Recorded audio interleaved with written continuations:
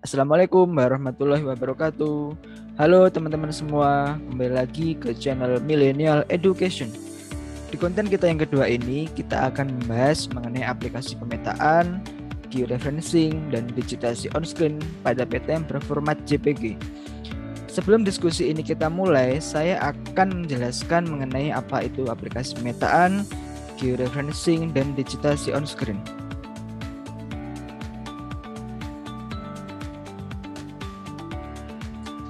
Aplikasi pemetaan dan pengolahan data geospasial itu adalah yang pertama itu QGIS atau disebut juga sebagai Quantum GIS, dan yang kedua itu adalah ArcGIS, yang ketiga adalah AutoCAD, dan yang keempat itu adalah Global Mapper. Sebenarnya masih banyak aplikasi pemetaan dan pengolahan data geospasial, tetapi yang paling familiar saya gunakan selama ini adalah 4 aplikasi ini.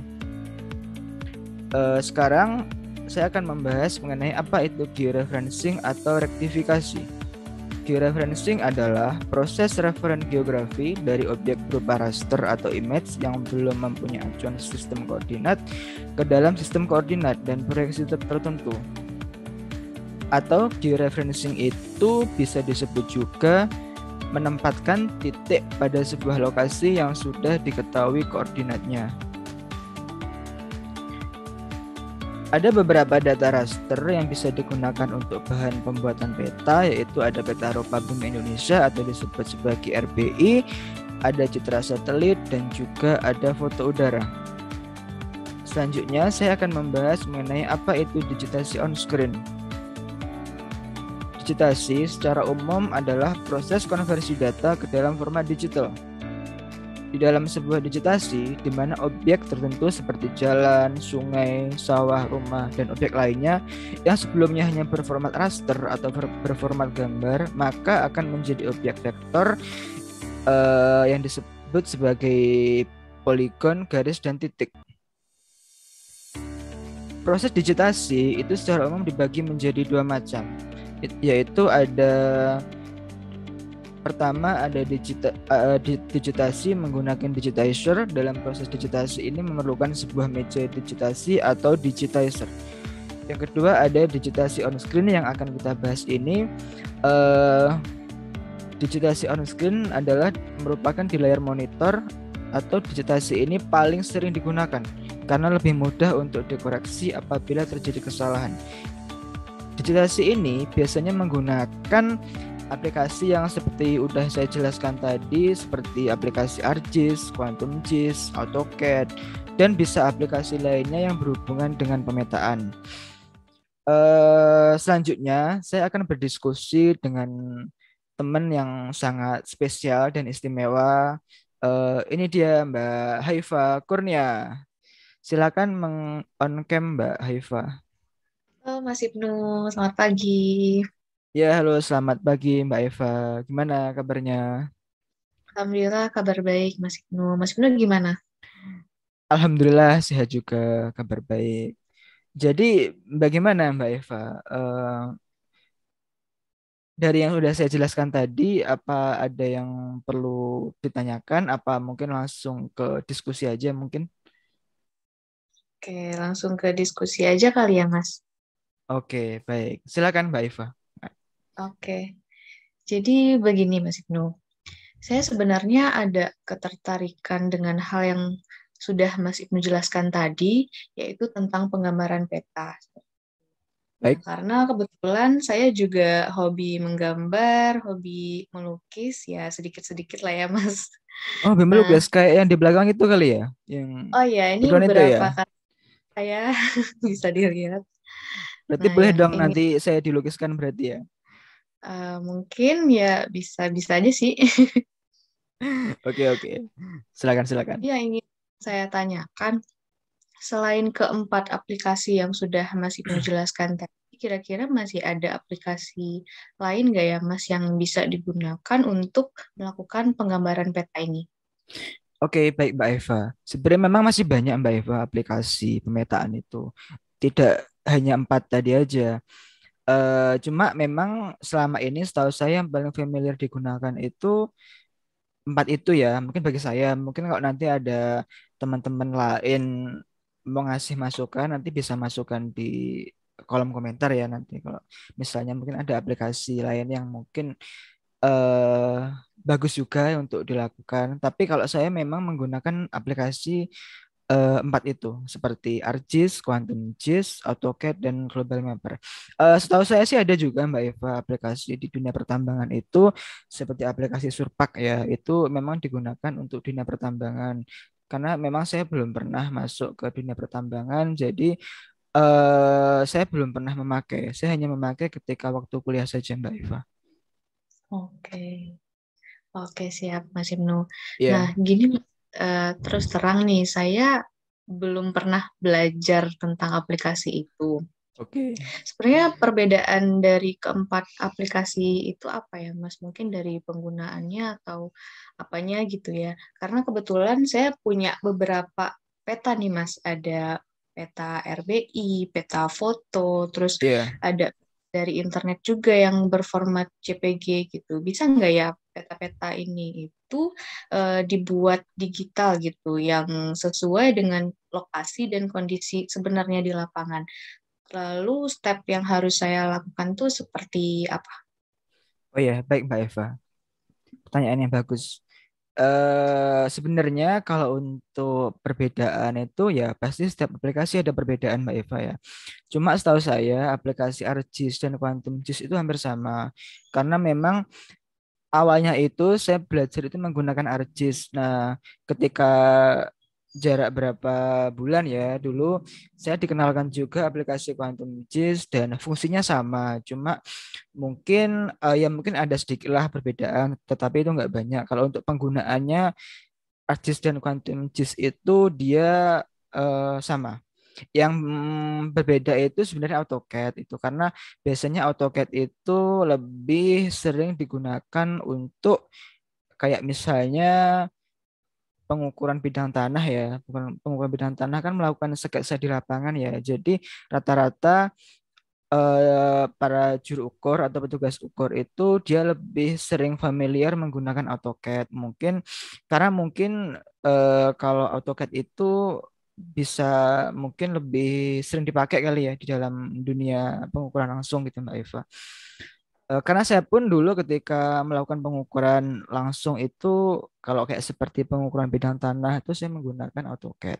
Kalau untuk pembuatan kayak peta tematik, kayak pengolahan data-data geospasial yang ada atribut datanya itu seperti pembuatan peta zona nilai tanah itu memang saya menggunakan ArcGIS dan Quantum GIS Mbak Eva. Jadi kurang lebih perbedaannya seperti itu sih Mbak Eva. Oke, terima kasih Mas Ibnu. Iya. Silakan Iya, dilanjutkan lagi. mungkin nanti jika ada teman-teman mungkin yang mungkin pendapat saya mengenai tiga aplikasi atau empat aplikasi tadi ada yang kurang, mungkin bisa ngasih masukan nanti di kolom komentar ya nanti. Biar saya juga sambil lebih paham lagi mengenai aplikasi tadi. Oke, Iya. eh, nah lanjut oh iya, tadi apa Mbak Eva ya? Pertanyaan yang kedua ya. Step-step ya tadi ya. step-step, iya, Oh iya, baik-baik. aplikasinya. Jadi Mbak Eva mempunyai ini ya peta scan ya, peta scan RBI dan eh, peta hasil scanner Mbak Eva ya, dia ya. Iya, betul. Oke, baik. Saya di sini akan scan contoh aja Mbak Eva ya, scan aplikasinya. Jadi mungkin Mbak Eva bisa langsung melihat ya step-stepnya itu. Oke, baik Mas. Iya,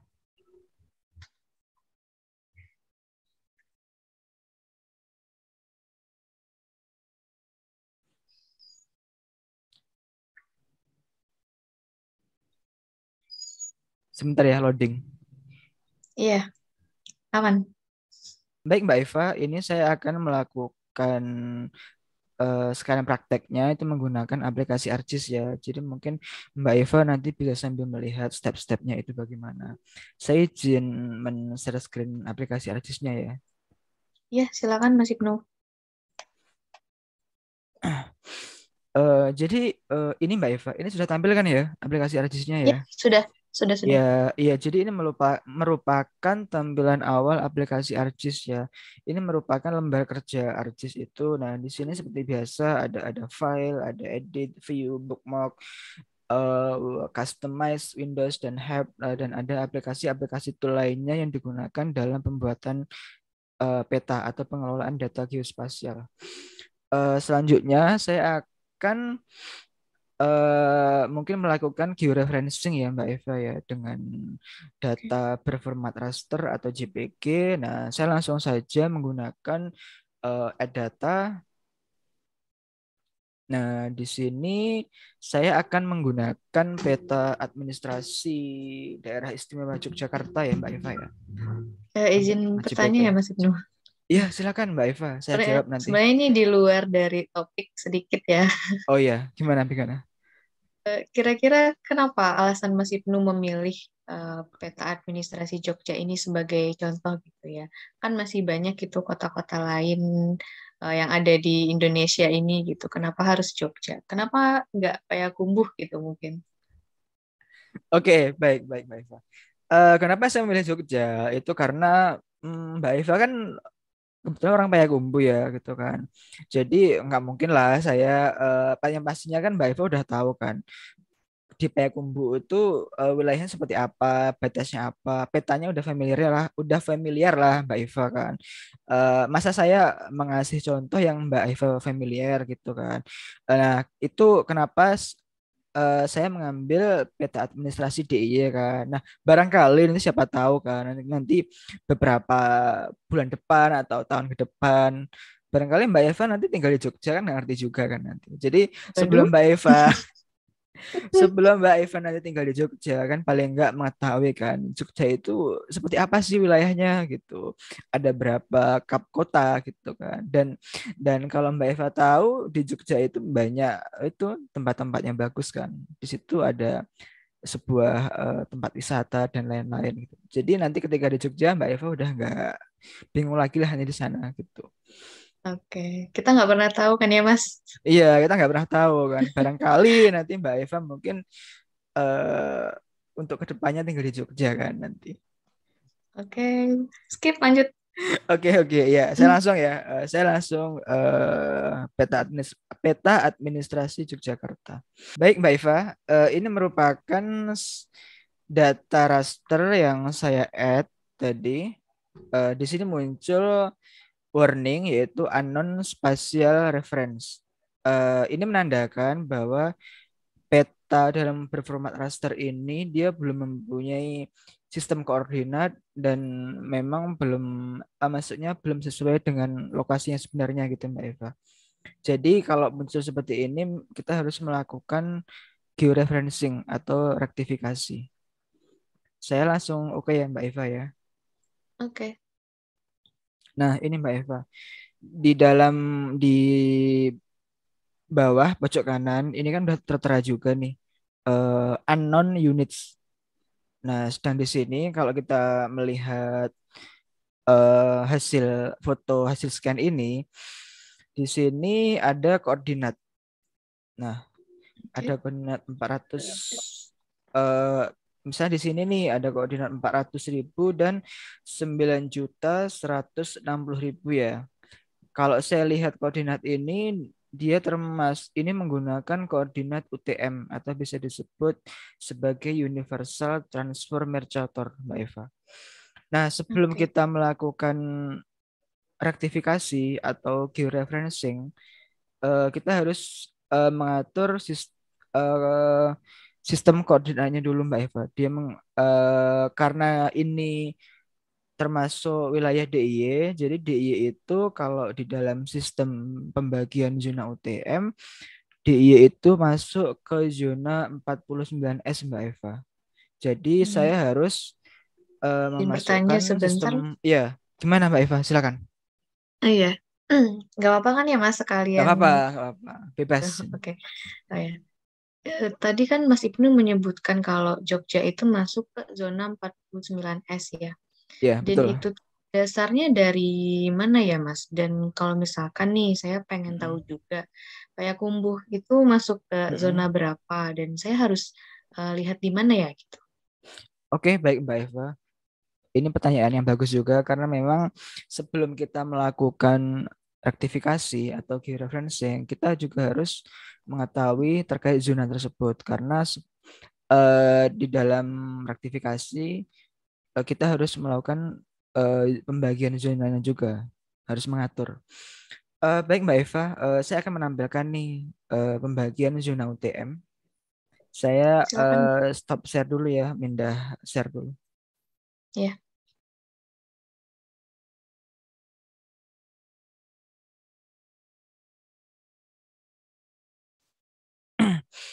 Nah, ini Mbak Eva, ini merupakan peta pembagian zona UTM di wilayah Indonesia. Tadi Mbak Eva kan menanyakan kan, Jogja itu kenapa masuk 49S dan ingin bertanya kalau Payakumbuh itu masuk zona berapa gitu kan ya. Nah, Mm-mm. kalau kita melihat peta zona UTM ini, Jogja itu kan ada di sini ya, di petanya yang ini kecil ini kelihatan ini. Ini termasuk DIY. Ini kan Iya, DIY kan, peta DIY. Nah, iya. di dalam UTM itu ada pembagian zona-zona Mbak Eva. Jadi setiap satu zona itu lebarnya 6 derajat gitu. Di sini karena DIY masuk di sini, jadi menggunakan zona 49S Mbak Eva. Dan Oh iya, iya. kalau kalau Payakumbuh, kan tadi bertanya Payakumbuh ya. Payakumbuh itu kan ada Iya, di sini ya kalau Mbak Eva ya. iya yang warna hijau, Mas. Hijau ini ya, apa di sini? Iya, Di sini. bukan. Iya, yang itu Di sini ya. Oke, berarti kalau di sini ke 47S ya berarti ya. 47S. Oh iya, iya, saya paham. Oke, baik. Kurang lebih seperti itu sih Mbak Eva. Jadi ada emang memakai dasar ini kalau UTM itu. Terus ini, Mas, saya Iya, juga gimana? saya juga mendengar nih di instansi tempat saya bekerja itu menggunakan zona M3 derajat gitu. Nah, itu perbedaannya dengan UTM ini apa ya, Mas? Oh ya, baik Mbak Eva. Saya juga mendengar dan saya juga pernah menggunakan juga terkait TM3 derajat. Jadi TM3 derajat itu dipakai oleh salah satu instansi di Indonesia ya. Yang ini merupakan Kementerian Antar BPN ya Mbak Eva ya. Di tempat Mbak Eva sendiri ya berarti ya. Iya, betul. Ya, memang ada perbedaan Mbak Eva antara zona UTM dan TM3 derajat itu. Perbedaannya sih, jadi begini, kalau UTM itu setiap satu lebar zone itu kan lebarnya 6 derajat tuh. Kalau TM Hmm. 3 derajat, jadi 6 derajat ini dibagi menjadi dua, jadi masih dipecah gitu Mbak Eva. Misalnya nih Oke. di Jogja kan wilayah 49S ini ya, ini kalau TM derajat ini dibagi menjadi dua, yaitu ada 49.1 dan 49.2. Mungkin saya akan share juga Mbak Eva ya, mungkin Oh iya, silakan, untuk Mas. TM3-nya. Iya.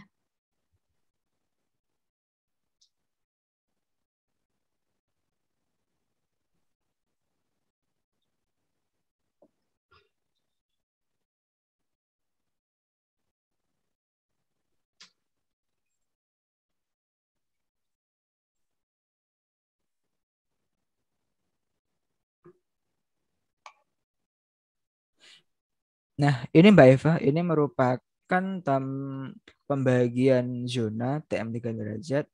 Kalau tadi kan Jogja kan di sini ya, ini kan yang kuning kecil ini. Ini kan Betul. 49S ya tadi ya. Nah, ini karena TM3 derajat, jadi dia dibagi dua lagi menjadi Jogja itu menjadi 49.1 gitu nanti pembagiannya. Oke. Nah, kalau sebenarnya memang ada banyak Mbak Eva perbedaan antara UTM dan TM3 derajat itu. Cuma mungkin kalau mau didiskusikan nanti bisa didiskusikan lain hari ya Mbak Eva ya. Karena kalau di sini kayaknya panjang gitu kalau kita diskusikan di sini gitu. Jadi Ya, untuk oke. garis besarnya seperti itu untuk perbedaan antara TM3 dan UTM. Oke. Terima Iya, kasih, Mas Ibnu. iya, saya Silakan lanjut ya. dilanjut. Baik. Ya. Nah, tadi kan kembali lagi ke sini, kita harus melakukan georeferencing kan. Sebelum melakukan georeferencing, kita harus mengatur sistem koordinatnya terlebih dahulu. Itu pada koordinat, saya ulang ya, itu menggunakan view terus data frame properties, terus kita milih ke koordinat sistem. Di koordinat sistem ini kita harus memilih projected coordinate system, terus harus karena UTM kita memilih UTM, dan kita seperti biasa menggunakan WGS 84 karena Jogja itu termasuk South, jadi masuk Southern Hemisphere, dan di sini harus memilih zona 49S. Tetapi kalau tadi Mbak Eva menggunakan TM3, nanti kita harus mencari koordinat sistem TM3 dan memilih 49.1 ya. Karena kalau di TM3 Yogyakarta masuk 49.1. Saya langsung apply, oke. Nah, di sini udah berubah nih, udah berubah menjadi meter ya Mbak Eva ya. Cuma memang ini peta ini masih belum menempati kondisi sebenarnya di lapangan. Untuk supaya peta ini berkoordinat sesuai dengan yang ada di hasil scan ini, kita harus melakukan georeferencing. Georeferencing itu menggunakan tool yang atas ini kan ada add control point ya. Ada georeferencing, nah kanan ada add control point. Kita klik add control point. Nah, sebelum kita melakukan add control point-nya, kita harus menghafal dulu nih koordinatnya X dan Y. Koordinat X itu adalah 400.000 dan koordinat Y itu adalah 9.160.000. Mungkin Mbak Eva udah tahu kali ya, mungkin udah pernah belajar kan dulu koordinat kan. Jadi mungkin saya nggak perlu menjelaskan lagi kan ya terkait koordinatnya Mbak Eva ya. Bagaimana Mbak Eva? Iya, nggak usah, nggak apa-apa sih Mas. Oh Saya iya, udah pernah belajar. mungkin nanti kalau dibahas mungkin bisa ke video yang lain kali ya. Bisa di Iya, benar. Oke, jadi mungkin Mbak Eva bisa membantu menghafal ya yang 9 juta ya. Saya menghafal yang 400.000 ya. Takutnya nanti Oke. ada. Jadi biar kita melakukan georeferencing-nya itu akurat, tuh kalau bisa kita melakukan zoom-nya sebesar mungkin ya. Jadi biar ketika melakukan add control point itu benar-benar sesuai dengan koordinat yang ada di gambar. Jadi kira-kira di sinilah di tengah-tengahnya kita klik terus klik kanan. Kita harus menggunakan input X dan Y. Kenapa kita memasukkan input dan X dan Y? Karena tadi kan kodenya UTM, jadi kita menggunakan input X dan Y. Kalau koordinatnya itu derajat menit detik atau longitude dan latitude, kita menggunakan input DMS, offline and lat ya ini. Langsung Oke. aja saya masukkan input X dan Y. Tadi kan koordinatnya kan yang X ya, jadi 400.000. Terus Y-nya berapa tadi Mbak Eva? Bisa dibantu mungkin? 9.160.000. 9.160.000. Oke, langsung saja kita klik OK. Nah, petanya kan akan dia hilang nih karena dia sudah menempati koordinat yang kita inputkan tadi, Mbak Eva. Untuk mengeceknya kita bisa klik pada layar ini, klik kanan, zoom to layer. Nah, kalau kita klik di sini kan, klik titik yang udah kita add control point tadi, di bawah kan udah muncul tuh koordinatnya. Oh Paling iya tidak, iya iya, benar. meskipun ini mungkin ada belum sesuai ya, makanya kalau untuk georeferencing itu minimal harus menggunakan 4 titik control point karena biar lebih akurat gitu Mbak Eva sesuai dengan posisinya. Selanjutnya saya akan melakukan add control point yang kedua. Saya mengambil secara diagonal ya. Diagonal Ya. itu saya ngambil yang bawah di sini. Jangan lupa untuk mengingat juga koordinatnya berapa di sini. X-nya 480.000 dan Y-nya 9.100.000 ya. Oke. Oke, sama kayak tadi caranya. Kira-kira di tengah-tengah kita langsung klik kanan, input X dan Y. Tadi 480.000 ya Mbak Eva ya. Iya. Terus Y-nya 9 juta. 9.100.000. 9.100.000 ya. Iya. Oke, langsung klik oke. Nah, coba zoom to layer lagi. Nah, ini. Terus langsung saja naik ke atas lagi. Koordinatnya X-nya 480.000 dan Y-nya 9.160.000. Oke.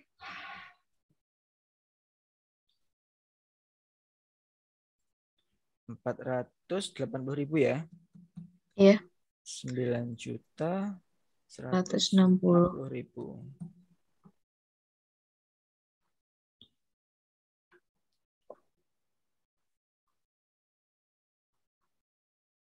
Dan ini yang terakhir, lebih semakin banyak control point semakin bagus untuk akurasinya, Mbak Eva. Oke. Minimal 4 ya, Mas, tadi? Ya, minimal 4. Oke. Oh, ini tadi berapa ya?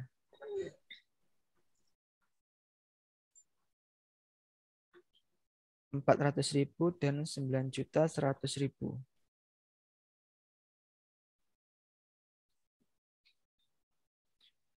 400.000 ya. Sama Dan 9 juta. 9.100.000. Oke. Nah, ini udah sesuai Mbak Eva dengan eh, kondisi yang sebenarnya. Sampai sini mungkin ada yang ditanyakan Mbak Eva? Sementara belum ada sih, Mas. Bisa dilanjut dulu. Oke, langsung update georeferencing.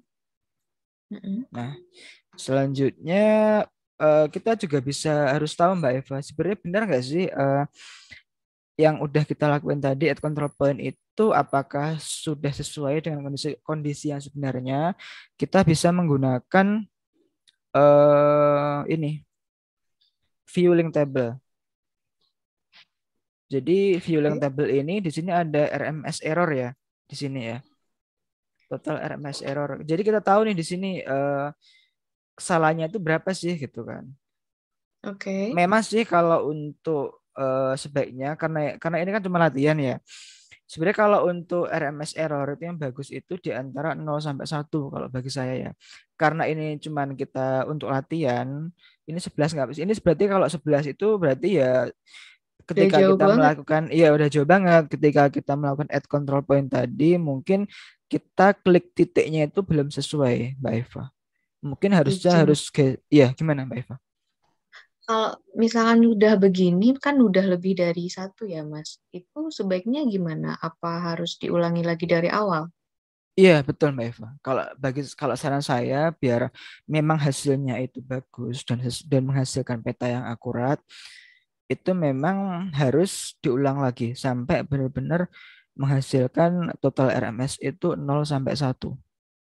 Oh ya, oke. Iya, karena dulu saya juga gitu. Saya berulang-ulang sampai total RMS errornya itu 0 sampai 1. Oke. Oke, Yap. karena ini cuma latihan, nggak apa-apa Mbak Eva ya. Kita skip aja. Yang penting kan caranya seperti itu nanti. Penting udah tahu caranya gitu. Ya, yang penting udah tahu caranya. Nah, kalau untuk proses tahap rektifikasi atau georeferencing sampai sini Mbak Eva. Ini berarti Oke, peta ini udah tergeoreferencing. Mungkin oke. bagi teman-teman, mungkin kalau ada masukan terkait yang sudah saya bawakan tadi, mungkin bisa ngasih masukan di kolom komentar ya Mbak Eva ya. Biar Betul. nanti ke depannya akan saya akan membuat yang lebih bagus. Apa ya? Saya mendapatkan ilmu lagi gitu Mbak Eva ya. Gimana sih cara melakukan rektifikasi itu yang benar-benar bagus gitu dan akurat sesuai dengan peta yang sebenarnya gitu. Gimana Mbak Eva? Oke. Ada yang ditanyakan? Lanjut, Mas Ibnu. Oke, selanjutnya karena tadi kita pas membuka itu ada selain georeferencing juga ada digitasi on screen ya. Langsung Ya. saja karena peta ini juga udah mempunyai sistem koordinat dan sudah tergeoreferensi, udah tergeoreferencing, selanjutnya kita bisa melakukan digitasi pada peta administrasi DE ini. langkah untuk melakukan digitasi, yang pertama kita harus membuka katalognya di sini. Katalog itu merupakan penyimpanan kerja ketik pada ini Mbak Eva. Maksudnya folder ya untuk menyimpan hasil kerja kita gitu. Ya, ya. Di sini tadi saya menggunakan, saya taruh aja nih di Jogja nih. Oke. Kita buat dulu layarnya dengan cara pada folder Jogja kita klik kanan, kita pilih new, kita pilih save file. Karena sebentar Mbak Eva, di sini kan kita akan mendigitasi batas kap atau kota aja Mbak Eva ya. Oke. Nah, di sini kan ada beberapa kap dan kota nih, ada Sleman, ada Yogyakarta sendiri, ada Bantul, ada Wates gitu. Mungkin nanti Mbak Eva rencana mau di mana nih tinggalnya? Rencana kok di Jogja. Waduh. Oke ya, lanjut ya. eh Terus kita klik kanan tadi, new, save file, terus memilih misalnya batas kap kap atau code gitu. Karena ini bentuknya tertutup ya, jadi kita batas cup itu kan harus tertutup tuh. Jadi kita memilihnya untuk feature tipnya menggunakan polygon. Nah, di sini juga harus memilih ini lagi Mbak Eva, sistem koordinat yang digunakan. Karena ini kita sama kayak tadi, kita menggunakan sistem koordinat projected system UTM. Yang UTM tadi ya. Ya, Oh, iya. WGS 84 dan masuk ke 49S. Langsung oke. Nah, ini udah muncul nih Mbak Eva di sini. Nah, untuk memulai melakukan digitasi, langsung aja ke editor, start editing.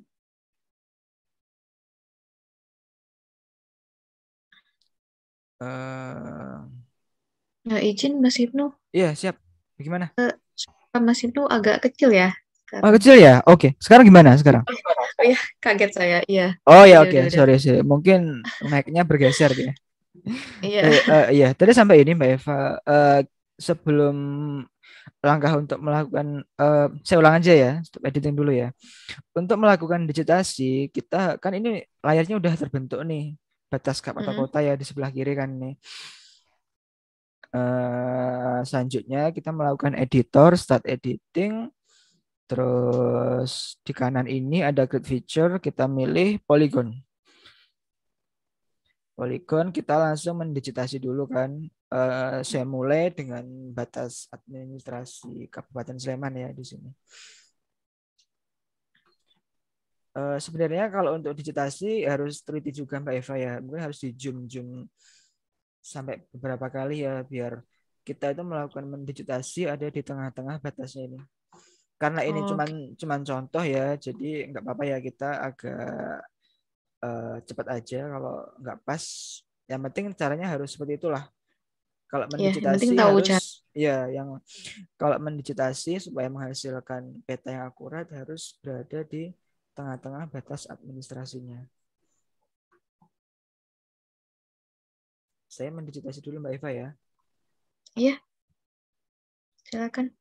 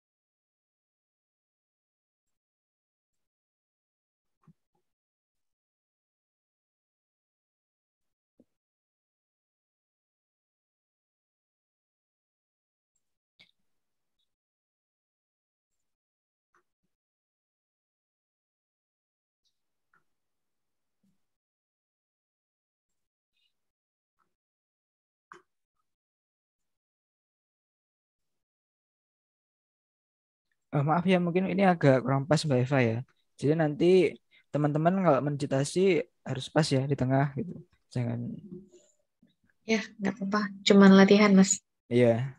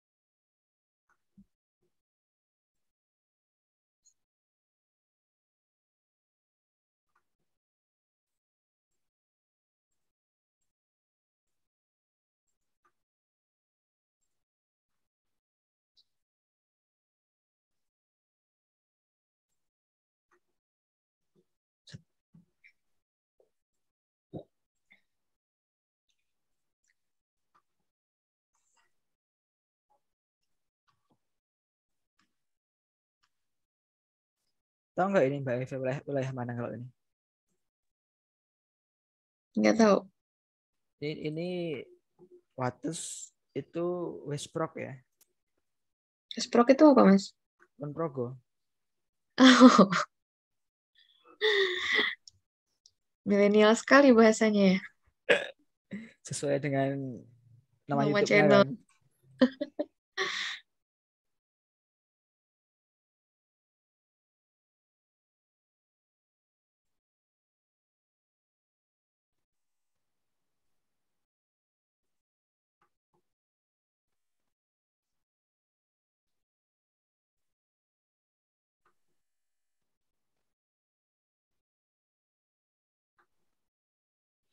Nah, ini kecil ini kota Yogyakarta. Oke.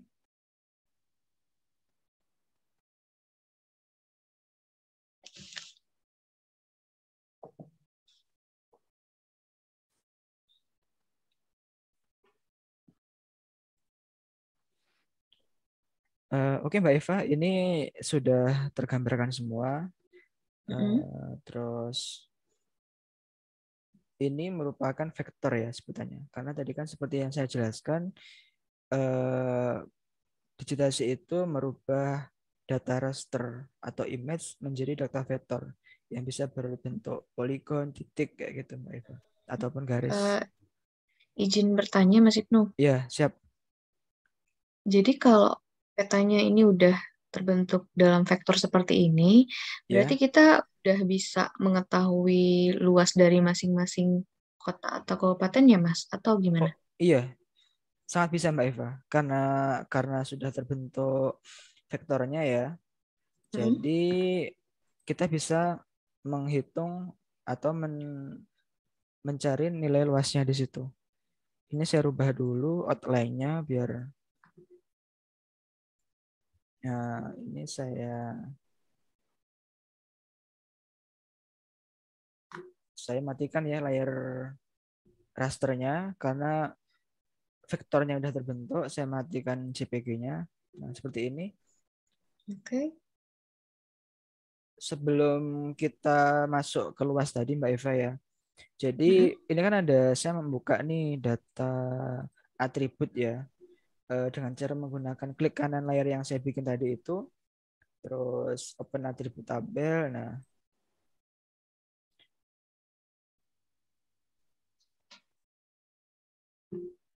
Terus, nah ini merupakan isi dari atribut isi dari atribut vektor yang kita bikin tadi Mbak Eva. Di sini ada klik, ketika saya klik poligon di sini akan ke select nih, ini Sleman. Ini juga akan ketika saya klik di atributnya akan terselect juga nih hasil digitasi di wilayah ini Bantul ya. Terus ketiga selanjutnya seperti itu. Kita juga bisa menamai Mbak Eva sebelum biar mudah dalam menghitung luas nanti. Kita namain dulu nih di sini. Ini masuk batas apa sih gitu kan di sini. Cara menamainya dengan melakukan yang pertama stop editing dulu. Terus kita add fill misalnya nama cup atau code. Kita milih teks di sini.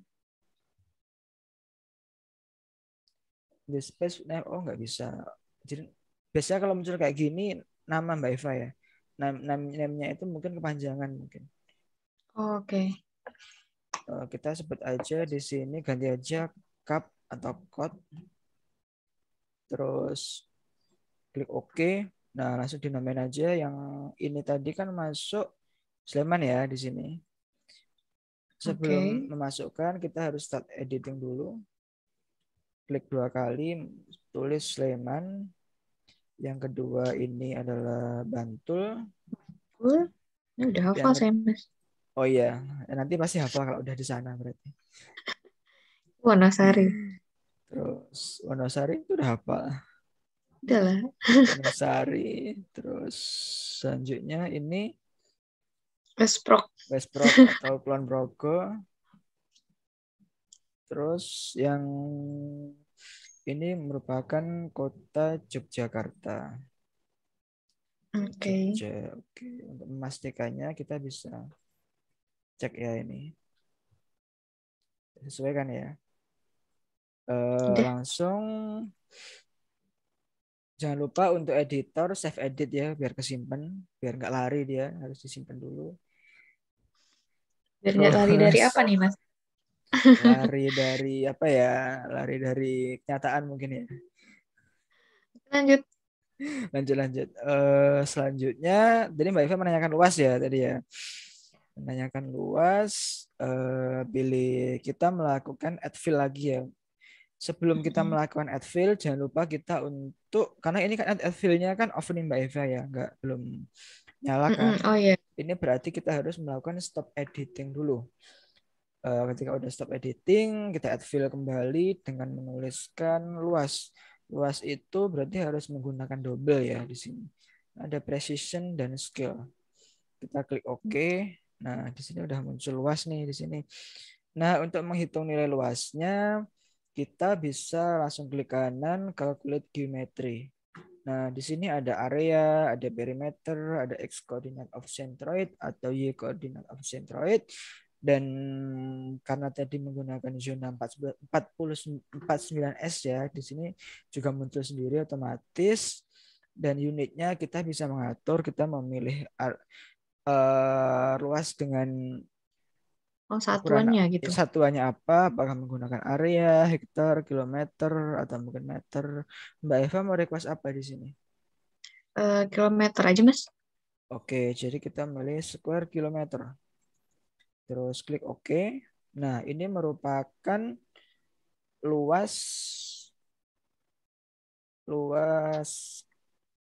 wilayah atau kap kota yang ada di samping ini kan Sleman segini, luasnya 500 berdasarkan hasil digitasi tadi, luasnya 577,25 km.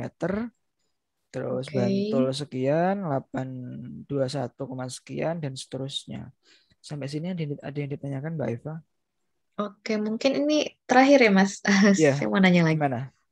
Boleh. Kan ini udah jadi nih. Nah, saya pengen tahu sebenarnya georeferencing dan digitasi yang udah Mas Ibnu lakuin ini itu udah benar atau belum gitu.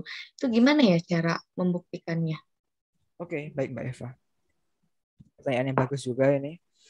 Sebenarnya tadi maaf Mbak Eva ya, mungkin ada yang kurang. Tadi Mbak Eva kan menanyakan luas itu luas kabupaten kota apa luas satu wilayah DIY ya gitu yang Mbak Eva tanyakan tadi. Tadi saya nanyain luas per masing-masing kota atau kabupaten sih Mas sebenarnya. Iya. Oh Tapi gitu. emang Berarti bisa ya keseluruhan. bisa. Sebenarnya kalau kita bisa menjumlah manual mungkin ya dengan Excel ini atau kalkulator atau mungkin bisa menggunakan HP HP masing-masing juga bisa. Cuma itu kan kalau datanya banyak ya, misalnya di dalam provinsi itu mempunyai kap atau kota banyak kan nggak mungkin lah kita nulis satu-satu. Nanti kan kalau kita menulis kadang kan juga ada kesalahan kan. Mungkin harusnya ditulis 7 kita tulis 8 gitu kan. Itu kan mungkin sangat berisiko ya kalau untuk hitungan luas gitu kan. Apalagi kalau di dalam urusan pertanahan itu kan kalau namanya luas pasti nggak boleh sedikit pun nggak boleh berbeda kan dengan yang sebenarnya. Iya, Itu iya nanti benar. bisa jadi masalah nanti kan itu ya kalau sampai perbedaan luas banyak gitu. Nah, untuk meminimalisir kesalahan itu Lagi Mas, izin. gimana? Iya, suaranya kecil lagi. Oh ya kecil ya. Jadi karena untuk meminimalisir kesalahan penghitungan luas, mungkin yang manual ya, kadang kita menjumlahkan 577, 821, mungkin kadang kan kita setelah nulis ya, saya nulis angka kan, bisa jadi kan kayak gitu kan. Nah, untuk meminimalisir kesalahan itu, kita bisa langsung select dari atas ini, kita langsung memilih statistik. Nah, di sini ada count. Count itu jumlah yang dihitung tadi karena tadi ada 15 wilayah Mbak Eva ya. Nah, di sini ada nilai juga minimum. Minimum itu berarti dia luas paling kecil. Ada maksimum. Nah, kalau Mbak Eva menanyakan jumlah luas DIY berarti sum ini ada 3.000 kurang ini asumsinya yang saya digitasi Mbak Eva ya. Mungkin kalau luas sebenarnya mungkin bisa lebih atau bisa kurang ya nanti. Ini cuma percontohan tadi ya dengan luas kalau DIY berarti luasnya 3.201 km persegi. Min itu berarti Oh nilai iya ya. rata-rata ya gitu. Oke Mas Ibnu. Oke. Terus kembali ke pertanyaan Mbak Eva tadi ya. Eh, tentang bagaimana sih cara mengecek ini peta bener nggak gitu kan ya. Posisinya itu udah di DIY belum gitu ya Mbak Eva ya tadi ya. Iya betul, betul Mungkin Mas. arah kurang lebih seperti itu ya tadi ya. Iya betul. Iya.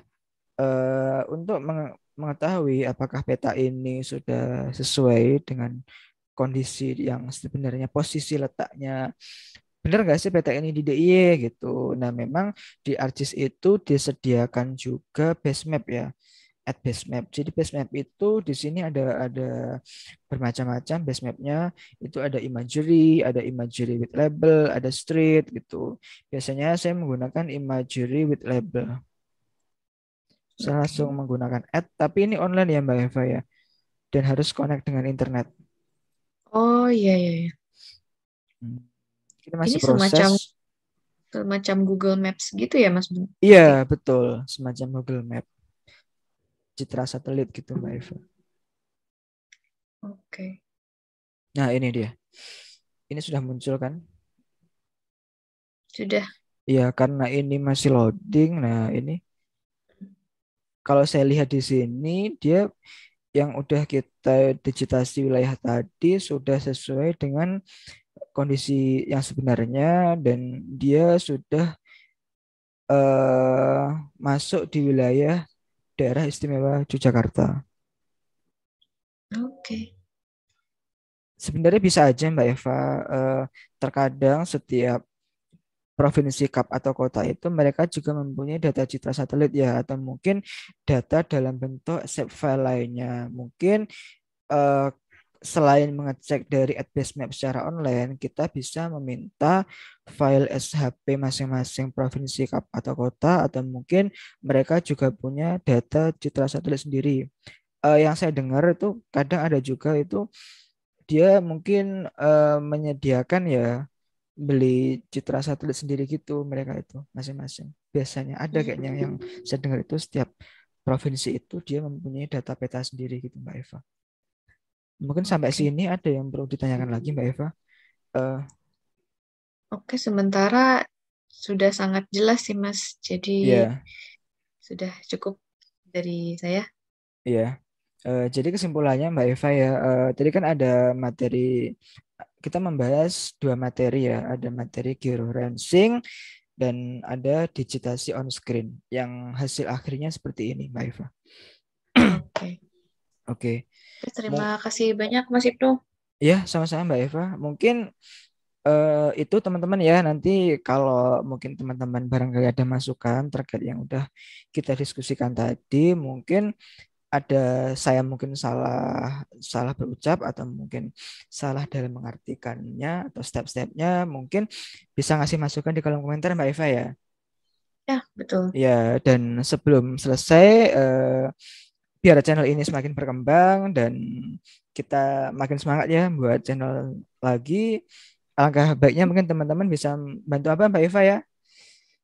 Like, Bantu like, komen, komen, dan subscribe ke channel subscribe. ini. Ya, terima kasih Mbak Eva dan mungkin teman-teman semua sudah menonton video ini.